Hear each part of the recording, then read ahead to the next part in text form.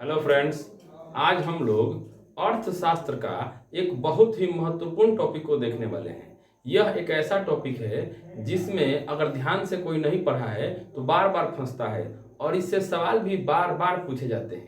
आइए देखते हैं। इस टॉपिक का नाम है मुद्रास्फीति यानी इन्फ्लेशन। क्या होता है मुद्रास्फीति? जब किसी देश में मुद्रास्फीति आती है तो वस्तु के साथ क्या होता है, मुद्रा के साथ क्या होता है, किसको लाभ होता है और किसको हानि होता है, तथा मुद्रास्फीति का कारण क्या है। आइए इसको समझते हैं। देखिए, मुद्रास्फीति को हम लोग ऐसे समझते हैं।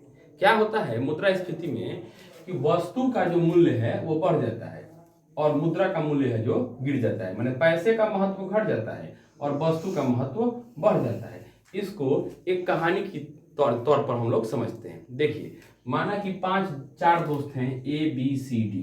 ये लोग परीक्षा देने गए। मान लीजिए किसी दूसरे राज्य में ये लोग परीक्षा देने गए। अब परीक्षा 10 बजे से है, 9:30 बज रहा है। इन लोगों को अब परीक्षा सेंटर में एंटर करना है। तब तक ये लोग ध्यान देते हैं कि लियो, हमारे पास तो कलम ही नहीं है। चारों के पास कलम नहीं था, ठीक है। तब तक दूर एक दुकान दिखा, दौड़कर दुकान पर ए गया। ए उस दुकान पर पहुंचा, मान लीजिए ये दुकान है। ए इस दुकान पर पहुंचता है, बोलता है भाई साहब एक कलम दो। 5 रुपया का कलम आता है तो दुकानदार के पास एक ही कलम होता है। ये बोलता है कि लो 5 रुपया, मेरे को ये कलम दे दो, इसलिए कि हम इतना पैसा लगा के परीक्षा देने आए हैं, मेरा वही परीक्षा छूट ना जाए, क्योंकि मेरे पास कलम नहीं है। तो ये वाला इसको कलम दे ही रहा होता है दुकानदार एक को। तब तक बी पहुंच जाता है कि भाई साहब एक कलम दो जल्दी। दुकानदार बोलता है कि मेरे पास तो एक ही कलम है, वो ये भाई साहब खरीद रहे हैं तो सॉरी। बी बोलता है कि 5 रुपया का कलम है ना, मैं 20 रुपया देने को तैयार हूँ, लेकिन ये कलम मेरे को दो। ठीक है, दुकानदार लालच में आता है, वो 20 रुपया में ये जो कलम है बी को देना चाहता है। तब तक सी पहुंचता है, वो बोलता है कि भाई ये कलम मेरे को दे दो, मैं 50 रुपया देने को तैयार हूँ। तब तक डी पहुंचता है, वो बोलता है कि ये कलम मेरे को दो, मैं 100 रुपया देने को तैयार हूँ। ठीक है, तो दुकानदार डी को वो कलम दे देता है। ये कलम कितने का था? 5 रुपया का था। डी ने कितने का खरीदा? 100 रुपया का खरीदा। कलम था कितने का? 5 रुपया का। ठीक है, यहाँ पर देखिए क्या हुआ। कलम का वास्तविक मूल्य कितना था? 5 रुपया।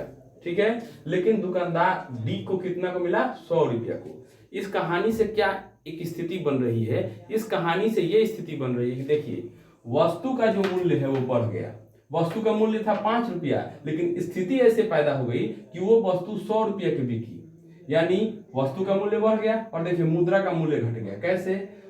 यानी कि 100 रुपया का मूल्य यहाँ 5 रुपया का बराबर हो गया।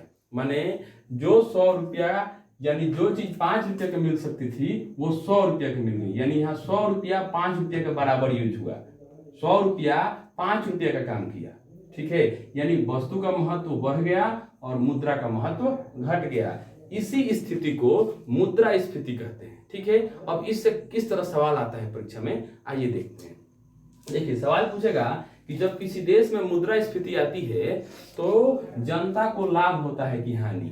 तो देखिए, जनता को हानि होगा। क्यों? क्योंकि वस्तु का महत्व क्या होगा? बढ़ जाएगा, यानी वस्तु का कीमत बढ़ जाएगा। 100 रुपया का सामान 200 का मिलेगा, 300 का मिलेगा। देख लीजिए पाकिस्तान में आटा कितना महंगा मिल रहा है, वहां मुद्रास्फीति है। मतलब क्या?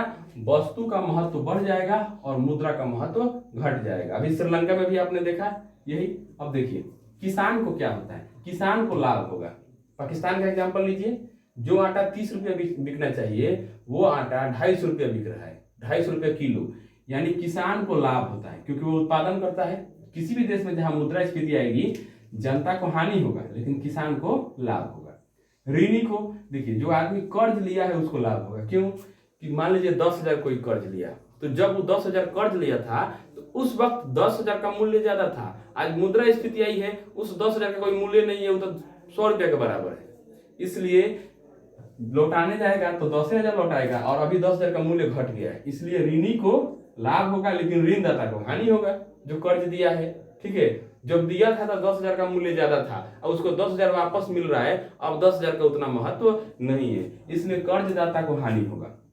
बचत करने वाले को हानि होगा। जैसे मान लीजिए आपने 1 लाख बैंक में जमा किया है, तो जब आप 1 लाख जमा किए थे तो उस 1 लाख का महत्व ज्यादा था, लेकिन अभी तो पैसा का महत्व घट गया है ना, इसलिए जो लोग बचत करते हैं उनको हानि होगा।